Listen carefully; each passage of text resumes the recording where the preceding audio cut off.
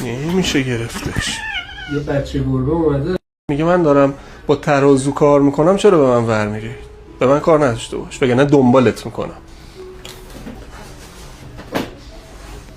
چه کینه ای همه. این مدلیشو کی دیده بود تا حالا؟ میگه دارم ترازو رو بررسی میکنم، چرا میای سمتم؟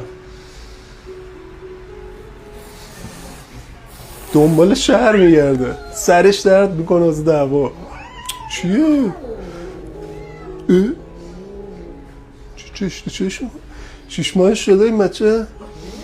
نه 5 ماهشه. بزرگ شد قتل میکنه که. ببخشید آقا، اصلا من به تو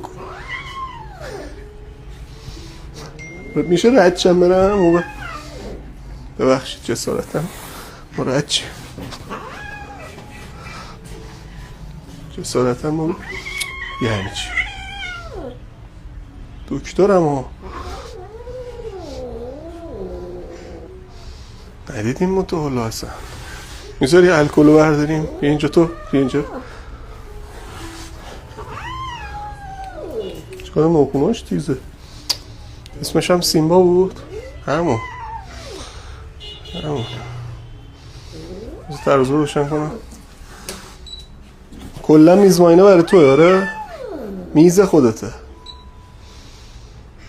بیا این مرتبه وزنت کنیم اقلا. بیا اینجا.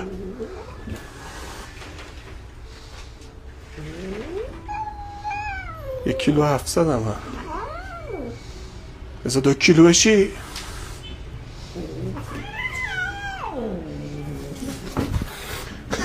هیچی دیگه حکم قتل همون صادر. چجوری بگیرمش؟ این میدونم میلیونی میشه اصلا، چون هیچ گربه این کار رو نمیکنه، اونم تو سن 5 ماهگی. مطمئن.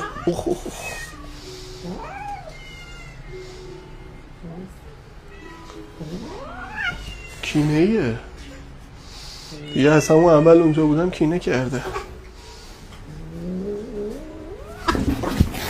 نمیشه گرفتش.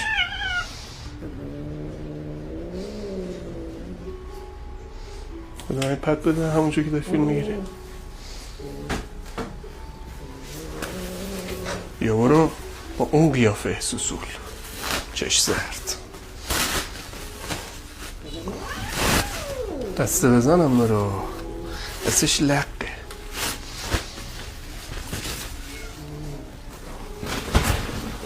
رفت واسه خود.